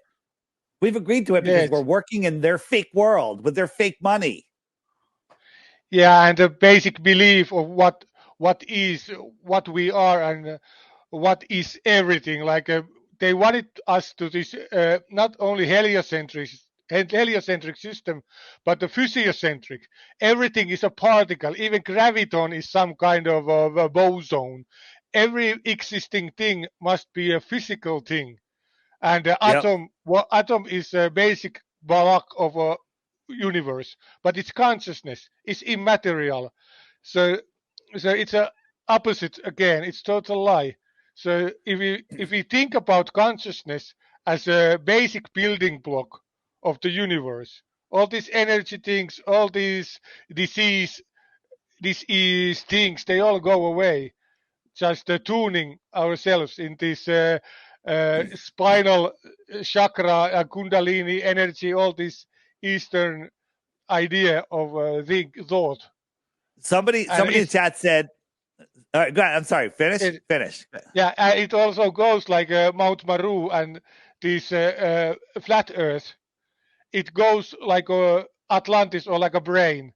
Like there is a pineal gland is a center of the brain. Yeah. And around that is the water. Like in Atlantis, there is a center and there is water. Then there is a other round, and it's like a brain. That's the continents. And then there is a third water, and then there is a third ground. So it's like a mimics. The flat Earth mimics the brain if you put the pineal gland at the North Pole and think about it that way. So like as above, so below, or like as in a microcosmos, similar in macrocosmos. Everything is connected on such a level that we have a hard time seeing it. And if you've looked into the moon map at all, where the moon, the certain section of the moon is a map of the Earth, and then there's the unknown lands, and then look at the Prague clock, the oldest clock in the world, I think, that shows the same thing in the ages of time. it's all mind blowing. It's all like you'll never be bored looking at stuff. But somebody in the chat said Kiribati is a conspiracy is a very bad conspiracy theory. I'd like to know, like, why are you saying that? Because there's a ship registered to Kiribati that's in an impossible place inside of Antarctica. There's very little information on the ship. And Kiribati has this weird world. Everyone in the world is interested in it as a trading route. There's so many things on Kiribati that all point towards this, that something is going on there. What the heck is going on there? So why is it a bad conspiracy theory? I'd like you to show me some evidence that shows, how did the ship get 700 miles inside the shoreline of Antarctica? Like, if you saw a ship on a shipping tracking map in the middle of Sweden or Finland, would you go, nah, it's not weird. That's a weird conspiracy. Yeah. He's joking a little bit, but it's hard to joke. But is it a joke? Is it? Yeah. He's all right. Because you don't get the whole. So his before that comment was Kiribati conspiracy, and it's all new. I heard this from your video within a week. Yeah. People are also very excited about the fake population that you referred to, that I made the video about. Let's see. Another question. This is a good question. This is like an open-ended question. Why flat earthers get mad when you say, I don't care about the shape? I'm one of those that I get irritated because I think it's a stupid question. But I said it though. Yeah. I said, what difference does it make, the shape of the earth? Flat is not a shape. Flat is a description of level, horizontal. And it's not about that. It's about the lie. It's about, what difference does it make? It makes all the difference in the world, because if you can convince somebody they're on a spinning ball flying to an infinitely, possible gigantic space vacuum, a scientifically impossible space vacuum, you can convince them of anything. You can convince them that the boogeyman's going to get them unless they put a piece of toxic paper over their face and inject some mRNA into them. You can convince them of anything. Here's an example I like to use. It's hard to imagine a building this big, but imagine a building 500 miles wide by 500 miles long and 350 stories high, taller than any building, and 500 miles by 500 miles. Okay. Inside that city are college universities, Costco, stores, corporations, ballparks, theaters, everything, hospitals, everything. It's 500 miles by 500 miles. Some people never travel that amount in their entire life. Okay.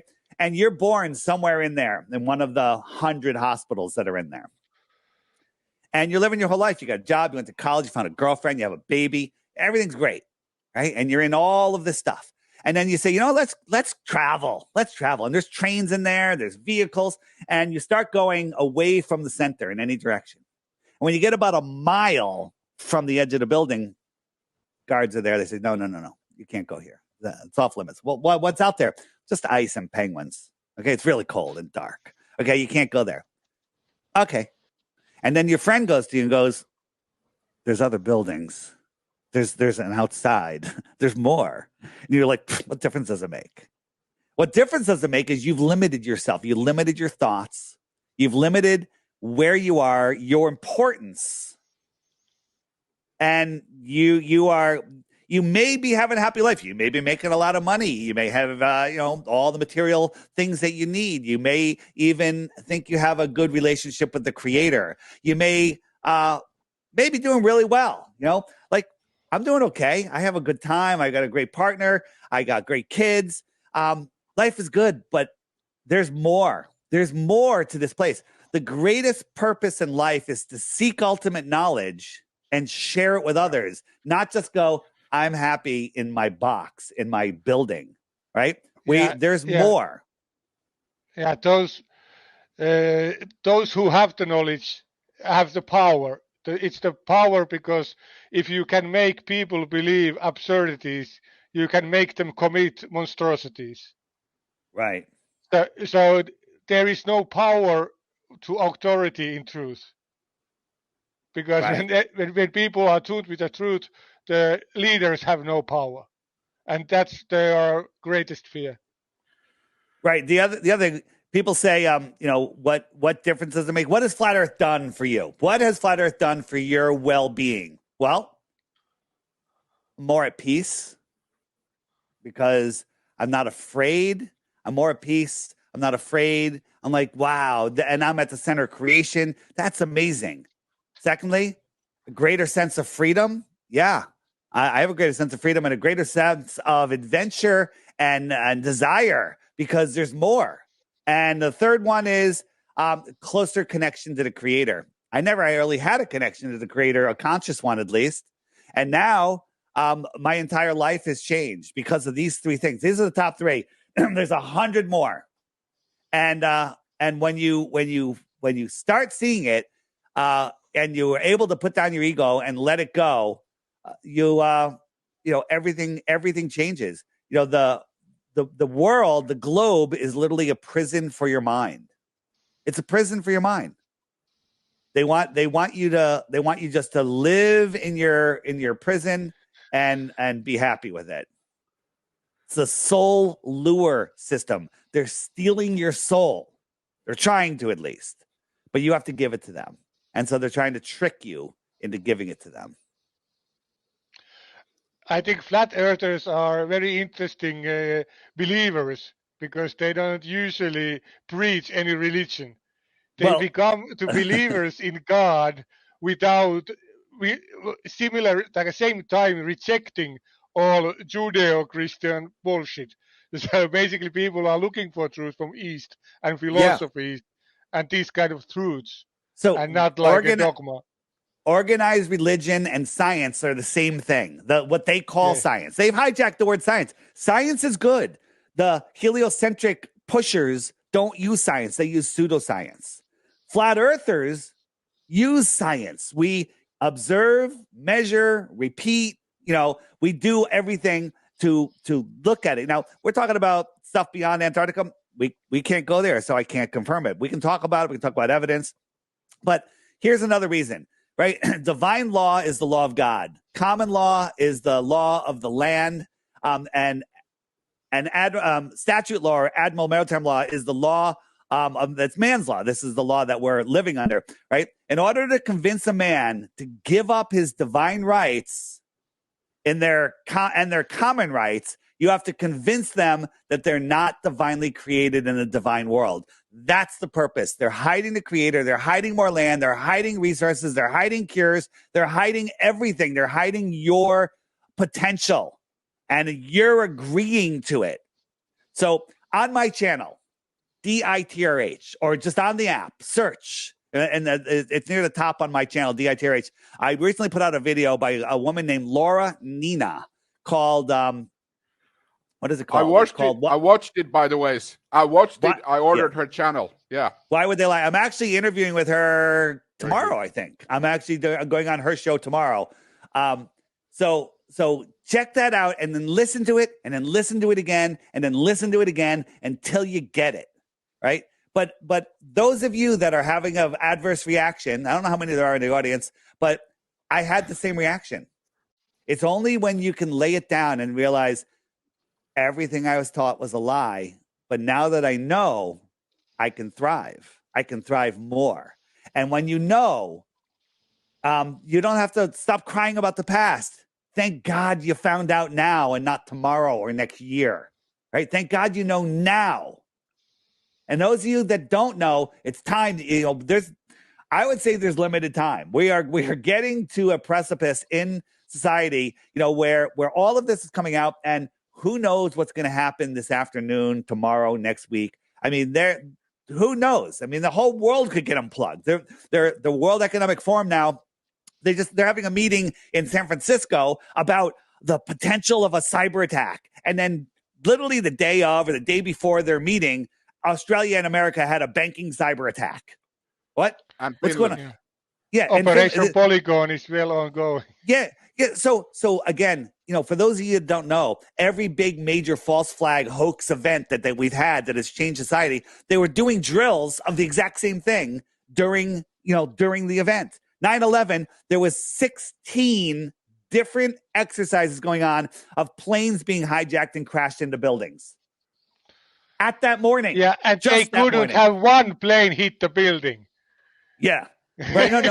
But no. That's in the simulation where they tried to have pilots do it and nobody can do the maneuvers. But during that morning, they were doing what would we do if planes were hijacked and they were being crashed into buildings. They were doing that.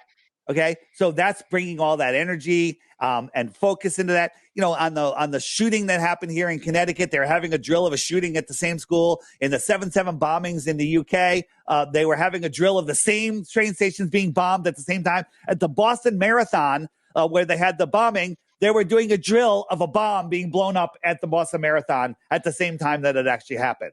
Okay. So and people are like, I don't believe that. Well, your ignorance doesn't negate my research, doesn't negate reality, right? Your ignorance, right? And by the way, ignorance isn't a bad word. I'm ignorant to everything I don't know about. Okay. You're ignorant to whether I'm wearing pants or not right now. You don't know. Okay. You're ignorant. You don't know. So when I say someone's ignorant, I'm ignorant about things. I was ignorant about flat Earth until I learned about it. So your ignorance does not negate my research. Mm-hmm. First of all, this is what kind of, it's good you put it all together. People, my channel is so-called freedom. Part of the freedom movement. It's not about the truth movement. Truth is not as pinpointed, but freedom is. So you put it all together. Why is it important for the people in the freedom movement to understand these things?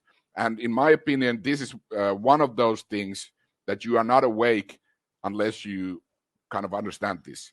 And most people in the freedom movement, Artisokka's channel the same, if they don't understand this, they are not free. They are in jail of their own mind still. They haven't done any research. And this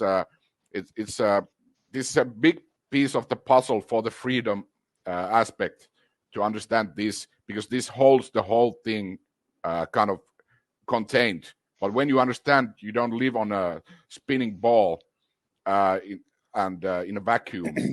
That you understand the freedom aspect much, much better, and you kind of tied it all up.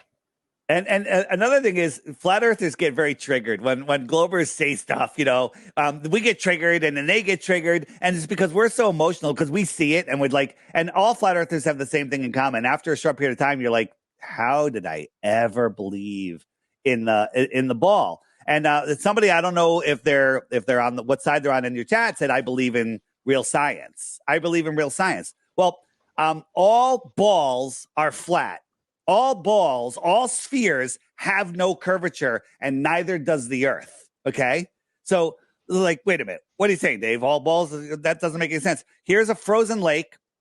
Large bodies of water at rest lie flat. Here's a camera 6 inches off the water. If you have the camera 1 inch off the ice, off the water, whatever, the horizon is 1.2 miles away. Lower, it's even closer. Right? But if we just pretend it's one, we'll give it the benefit of the doubt, say it's a foot. And we put these lights out here. This one's at 8 miles, 7 miles, 6 miles, and 5 miles. There should be more than 30 feet, 22 feet, 15 feet, and 9 feet of curvature blocking the view of these lights. But here they are. Here they are, and they're all on the same line because no sphere has any curvature according to globe heads. Right? That's very good. That's very good. In here, we do a lot of ice fishing. And now ocean is frozen. And there is a lot of islands.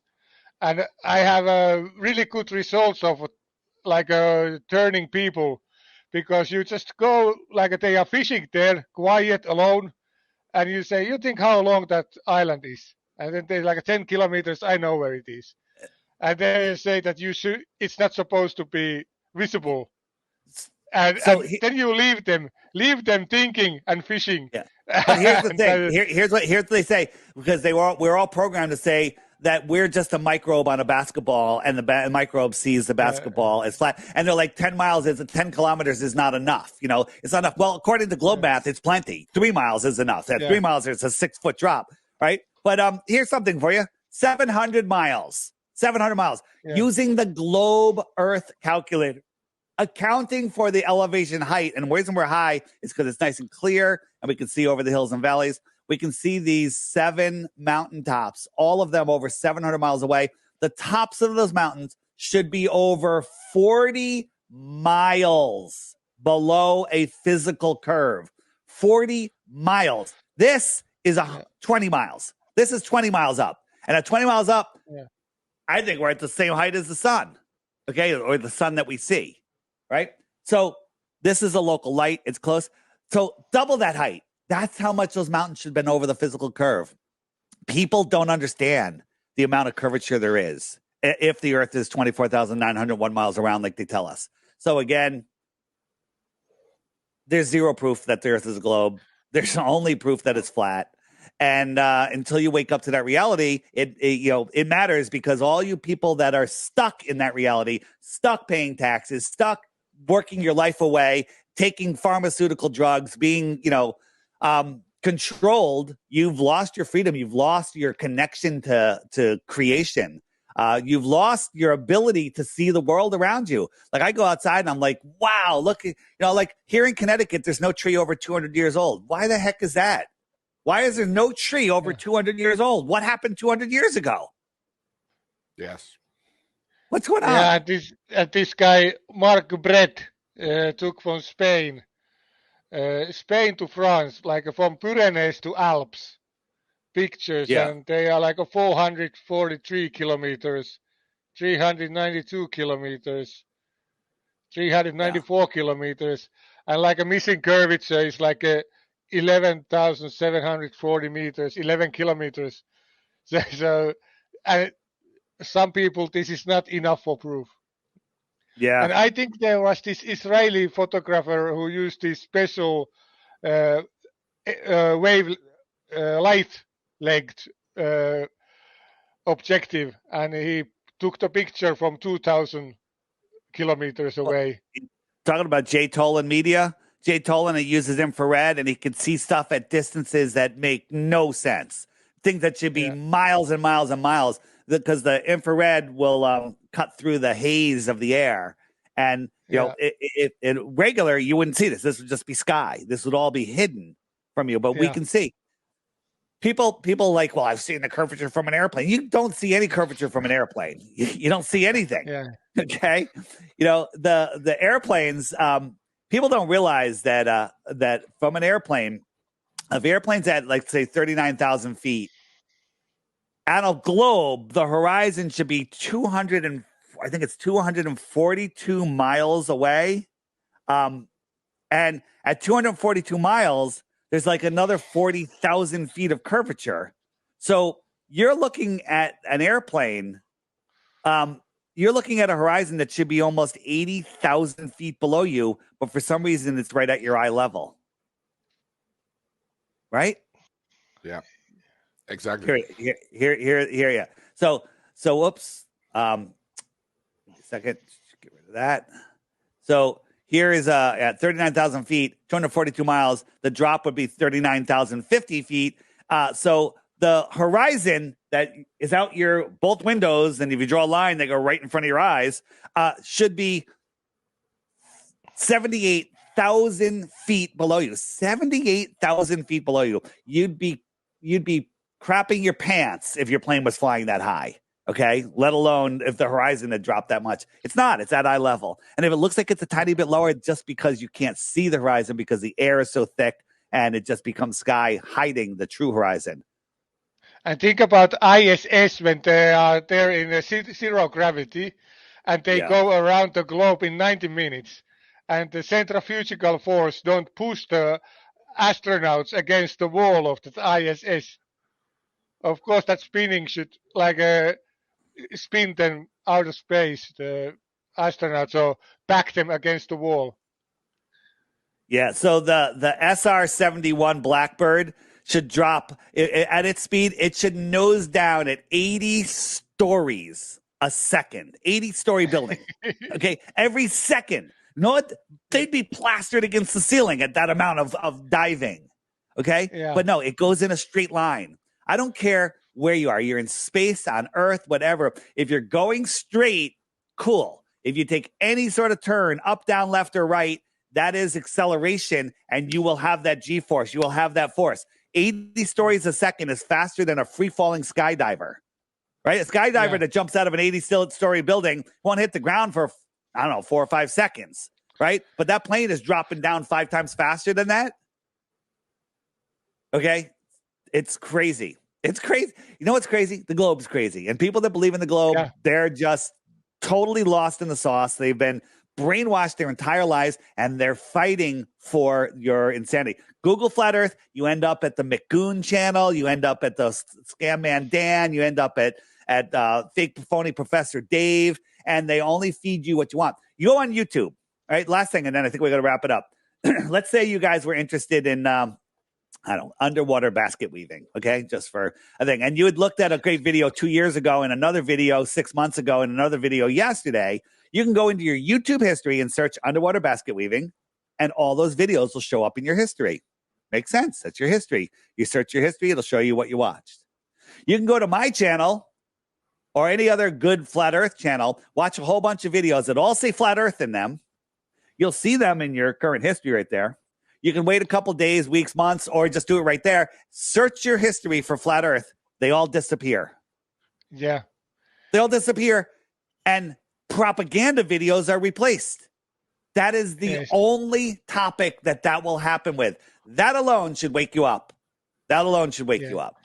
When you try to share a link, like usually I spend first link, I send Eric Dupé's 200 proofs that Earth is not a spinning ball. I have to fucking write that every time by the letter. No autocorrect. If I misspell one letter, it can't find it. Yep. The YouTube search results. That's Even why my app. Yeah, my app will find it like on the app. So you just go in, you hit the little the video search, and I write 200. I can just write 200 probably 200 search done, and there's did Eric Dupé's come up? Top 20 proofs. Oh, 200 proofs. This is it right here. Yeah. Okay. Yeah. So it's right there. Yeah. So the more specific you'll get. It'll come up, but everything is right there at your fingertips. So when you're talking to somebody and they're like, well, what about this? You can search a video and then you can quickly share it with them and say, here, watch this video, or here, look at this picture. I go into the pictures and say, what about sun under the clouds? I'll put sun under, there it is. And here's a picture that I took in Mexico, by the way. They got the sun down here that looks like it's below the clouds, but the clouds of the tops are lit. So this shows you that the sun isn't below the clouds. It's actually above the clouds. Wait a minute, Dave. What do you mean? What do you mean by that? Let me show you what I mean. And then this is important. So let me show you if I can hopefully find what I'm looking for quickly. Perspective and heights. That's not it.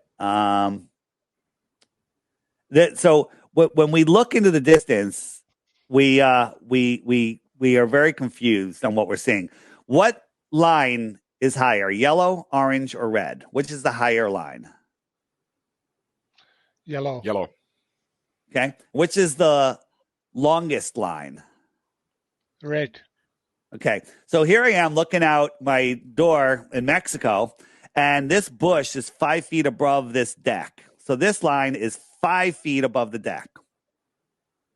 This line is actually on the deck. So it's 5 feet below this line. And this line is on the water, which is 10 feet below the deck. So this line is 15 feet lower than this line.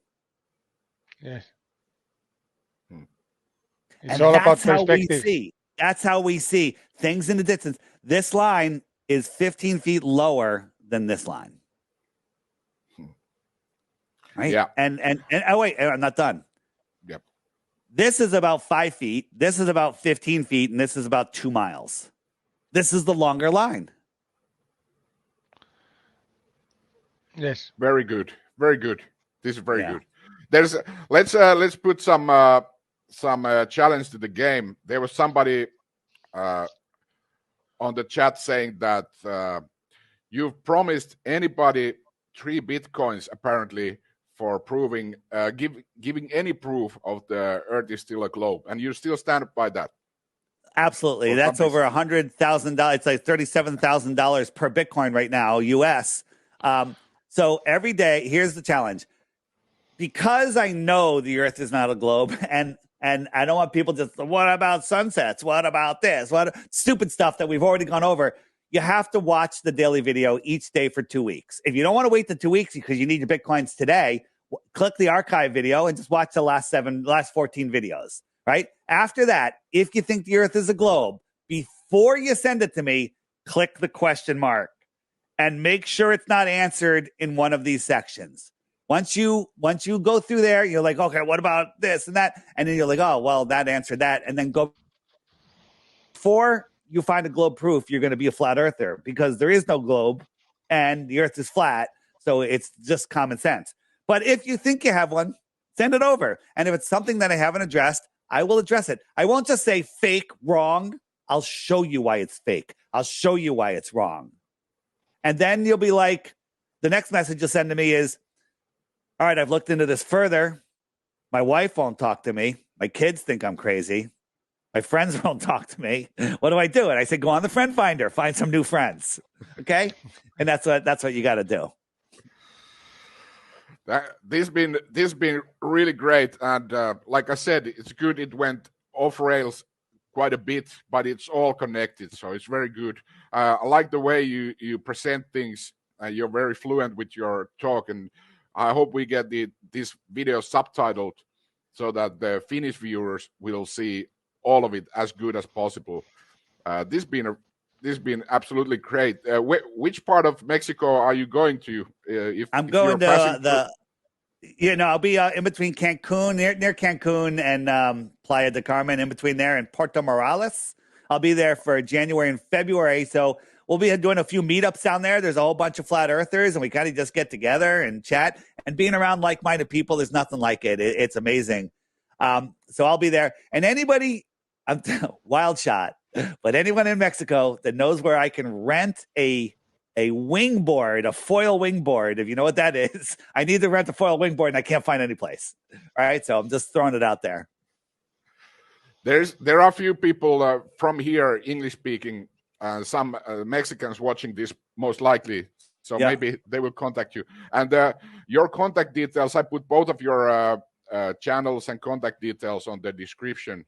So it's all there. The best place, everything can be found at flatearthdave.com. Everything at all. And you can also find me on the app. Just search DITRH. That'll bring me up, or David Weiss. It should just come right up. And you could make me a friend, and then we can share information that way. I will have a group on the chat. Like if you go in, let me just show you real quick. If I go into not there.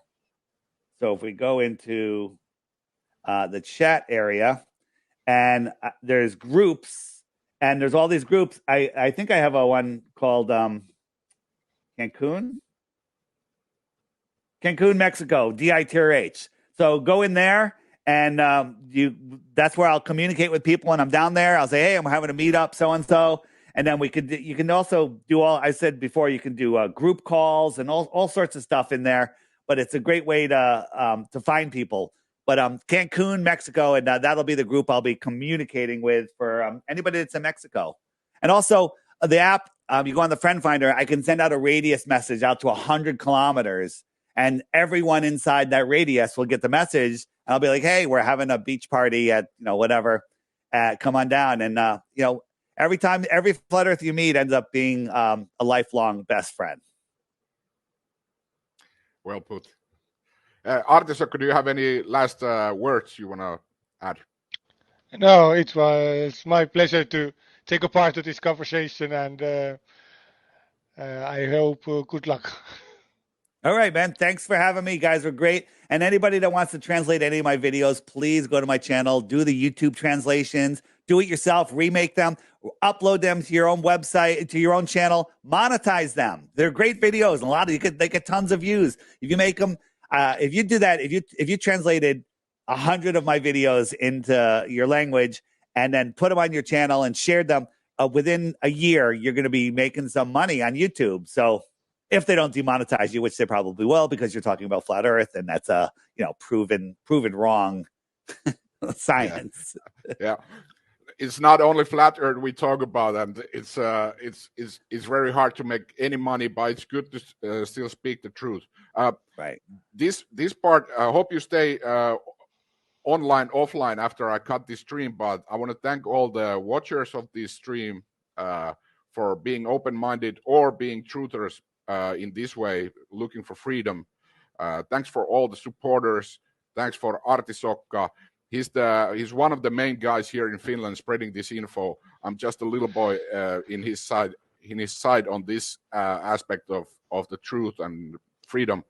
Thanks to everybody who watched this stream, and I'm going to cut it now. And thanks everybody.